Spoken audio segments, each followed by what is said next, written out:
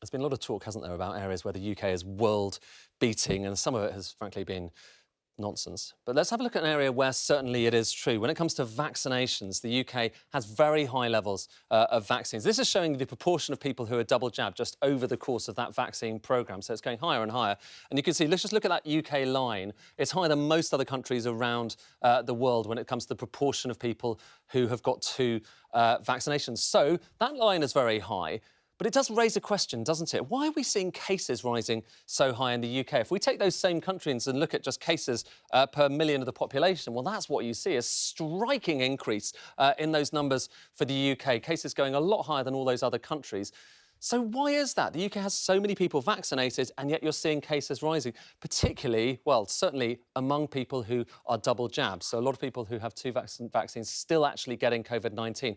So does that mean something's going wrong? Does that mean the vaccines aren't working? Or is something else happening? Well, for this, you need to remember that vaccines broadly are aimed to do two things. So you've got, first of all, protecting you from infection, so protecting you actually getting the disease. Secondly, protecting you from the consequences of it. So meaning it's not going to be as severe. You might not have to go to hospital. And those are two separate things. And there are different kind of data points on how effective these vaccines are on them. This is latest data from Public Health England. It's talking about the vaccines that are instituted in the UK. So we're talking about AstraZeneca and Pfizer and looking at the average here.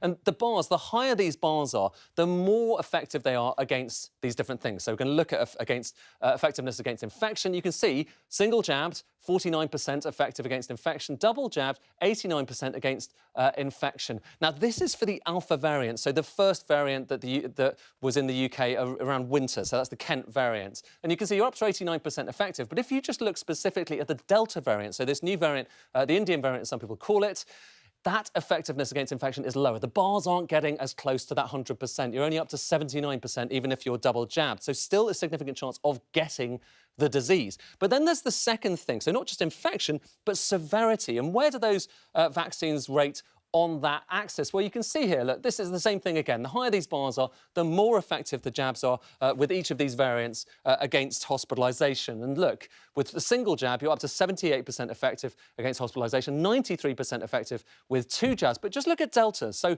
in this sense, actually, it's a bit better. You can see 96% effective against hospitalisation. If I just kind of focus specifically on those bars, so we're just looking at Delta here, just look, you still have a 21% chance of being infected, even if you are double jabbed, whereas your chance of being hospitalised is 4% compared with those who are unvaccinated. So that's pretty crucial. You're talking about two things. Still pretty porous when it comes to cases. And if we just work this through a little bit more, look at the number of people who are vaccinated around the UK and just think about the fact that, a chunk of these people might well get COVID-19. Well, fully vaccinated, you've got 36 million or so, just over 36 million. Those were single dose, 10.2 million. Then you've got that proportion of unvaccinated adults. So this is over 18s who are unvaccinated, about 6.6 million. And of course, many of those measures that the Prime Minister's been talking about with checks on people going into nightclubs, that's potentially to try and encourage those people, mostly younger people who are unvaccinated. And then you've got under 18s as well. But bear in mind, obviously we saw those numbers a moment ago.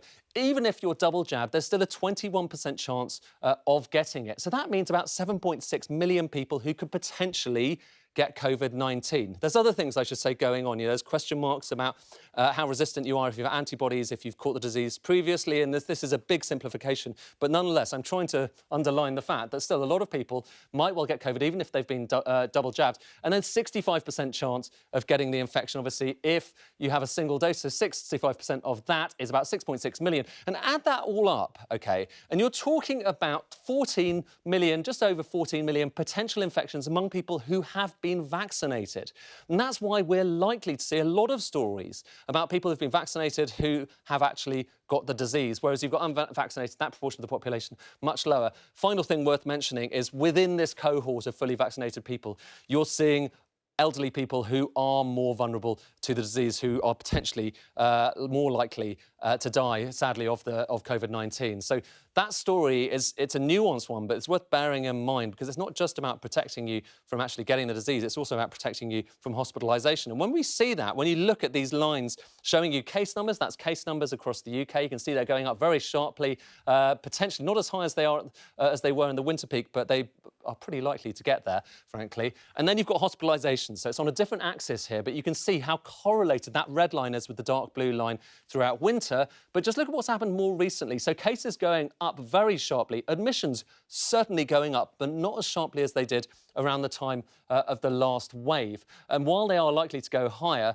the question is how much higher, and the same obviously goes for cases. If we look around the UK, there are hotspots which give us clues as to where we might be heading. So, for instance, look, we'll go here to the northeast. You can see Redcar and Cleveland. You've got 1,563 cases per 100,000. That's the highest level in the UK, so a real hotspot around that South Tees area there. You can see Middlesbrough, 1,404 cases. And the darker, obviously, these areas are, the higher the levels of COVID-19 infections there. If we look around that South Tees area, so includes Middlesbrough, Redcar as well, and just have a look at cases versus hospitalisations. So the same chart I showed you a moment ago, there you can see cases. Look, wow, they are much higher than they were in the winter, the highest I think they've ever been in this area.